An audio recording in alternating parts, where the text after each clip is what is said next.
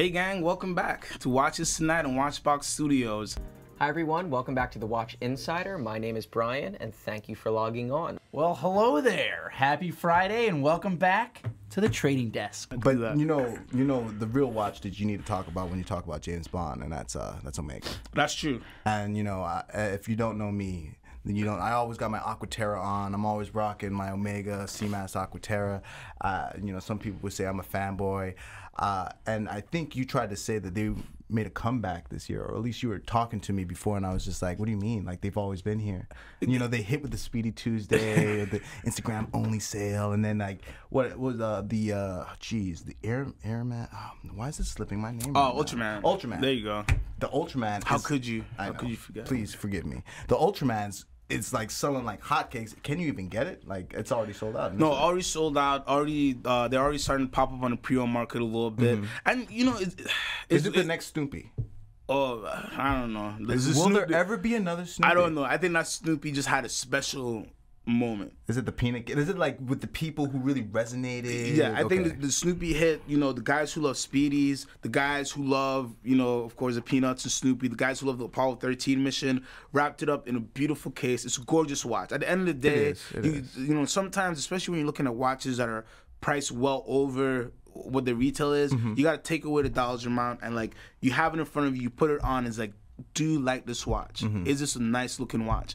And you look at the Omega Snoopy and it's a beautiful watch. The perfect stark white on the dial, Snoopy right there laying when the lume lights up. As you can tell, I'm very in love with this watch. Wait, who's the fanboy near you? It's on the Snoopy, I'm the fanboy, that's for sure. But I don't think there'll be another Snoopy because the Snoopy, has went as high as 22, 23 on the market. It's going a little crazy right now. So I don't know if any Omega will reach those levels as what a Snoopy's done. The Speedy Tuesday was kind of in that. I mean, not Snoopy level, but the limited edition aspect of it kind of had people going crazy. They were selling it for over retail for some time. I remember buying them at a certain price point, and we had to kind of take a look at the market and see, is it going to stay this way? When is the bubble going to crack? And that's one of the fun parts about doing the trading is really trying to feel the pulse of the market, almost like the life flow, through Chrono 24 and eBay. Yeah. It's very interesting. I'd say the biggest difference is that a lot of people trade the Speedy Tuesday where a lot of people kept the Snoopy. I think most people who went into the Snoopy originally went into it just to have that watch. So then when the crazy market happened, some people jumped out, but a lot of people were it solidified in their head. They're like, wow, this is such a cool watch. I want to hold on to this watch. Whereas the Speedy Tuesday, because it was more Instagram, social media based, then it already kind of felt like a commodity to be flipped because a lot of Mr. Me Too almost. A little bit of Mr. Me Too. It's a beautiful watch, but a lot of people get it. Just a lot of people got the Ultraman just to flip it. Whereas with the Snoopy, I think there's true love. Yeah, because even I was on a list to get a Snoopy, took myself off that list thinking that it would be a readily available watch at least for a little while after it was released, and then. Yeah, I was wrong, So that's just how life goes, I guess. It's like that sometimes. It really is. Why don't we get started with a... Do we want to break out the heavy metal or lightweight metal? Because we've got both on the table tonight. why don't we start with the crown over here? All right, let's go for it. So we are going to start with a... I would say that it's not quite a vintage Rolex, but now increasingly, I think that it's now becoming that. So, by the way, guys, check out the crown guard profile of this one. How epic is that right there? You could cut yourself with those crown guards. That is as good as it gets. Case profile, metal remaining, and dial condition. Tell us a little bit about the charm of that fade. Yeah, so this right here is a 1675. So I think that I would say that this is the GMT that has most recently burst onto the scene as one of the next ones to have. So we have a bright gilt dial. We've got a bezel that's really just starting to fade, and that it's really starting to age nicely. The case itself is very crisp. You've got on there the original riveted bracelet, or we think it may be the original riveted bracelet.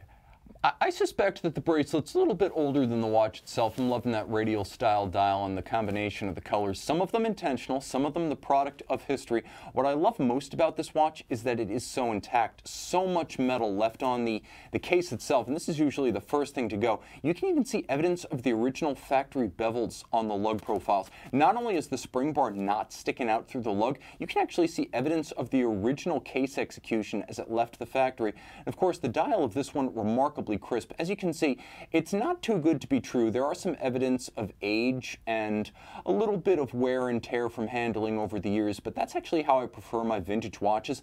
I don't like something that looks like it popped out of Doc Brown's time machine. That's usually suspect. This one has just enough real-world wear and tear to complement the colors, the fade, the aging, and the authenticity of the overall package. And again, I just love the intact lug profiles and crown guards. Absolutely gorgeous inside and out. Yeah, so I just, I picked up the watch just because I thought it was a really good example to show in the show. And, for anybody that's looking up to pick up, 1675, I think that this is, a lot of these watches are starting to hit the market now because they've appreciated so rapidly in the last 12 months that, finding a good example is always, a fun thing to see. Speaking of vintage, I think probably one of the best-selling vintage watches that exist for a budget watch is going to be the next one here, and this is the Longines Legend Diver. Ooh, great watch. Do we have a picture of that? Yes. We do. Love this watch, Jason. I've almost bought this watch probably at least 50 times, and then something else comes up, and I just forget about it. But so we've talked about this watch in the past on the show as well. With the date, right? I have liked this watch in all of the versions. This one is the one-liner, which I think is the more sought after, the cleaner look. The newer ones have 2 lines of script, which really, I guess if it's a gift, who cares? But the packaging, it's the thought that counts. The packaging that comes with this watch, when you give it to somebody and the box is it's this huge. big, it's like an Omega Speedmaster box, right? Yeah, exactly. That's what makes the gift. It's like it's spectacular. Well, the retail on that is what, like $1,700 or something like that? I think it's $2,200, if I'm not mistaken. Hey. They sell for $1,700, $1,800 pretty readily. But the watch is one, it's a great watch. 2, that's also the same thing. It's got a vintage appeal. It's relatively inexpensive. You can wear it on the weekends or wear it all the time. It makes a great gift, and there's a lot of history behind it. It's a great starter watch to give to somebody who's maybe graduating school or just getting into watches, because it really is an entry, like a gateway type of watch. Yeah, it's great because it's again respectable brand. Definitely a great watch itself. It looks great. It feels great. It's very versatile, so you can wear that with this suit. It's similar to how I feel about my Panerai, but actually probably much more versatile than my Panerai because it's a thin watch. You know what? Maybe I want to get one. Maybe you should. Maybe you should finally get one. I'll finally go buy that. And well, they released a teaser about some ladies divers with almost like fume dials, almost look like Longines did with that would be cool. Color dials, which they should definitely release in the men's watches because that would compel me to go buy one immediately. Yeah, that would be cool. I'm looking forward to seeing something like that. So moving straight along, sticking with vintage, okay, as that's kind of the trend of the season, and stepping it up a notch, and we're gonna go to the Tudor, the Black Bay 58. So here you can see it in the 3 flavors. This is cool. This is the new scaled down Black Bay. What size is this? This is a 39 millimeter case, I believe it went down to. Yeah. A little bit thinner, a little bit smaller footprint. I know the bracelet diameter is a little thinner as well. This is a watch that has shipped already, completely sold out. We're waiting for some more for holiday season. But did we already sell the one we got? I think we got a handful. Very popular. A lot of people asking for this watch.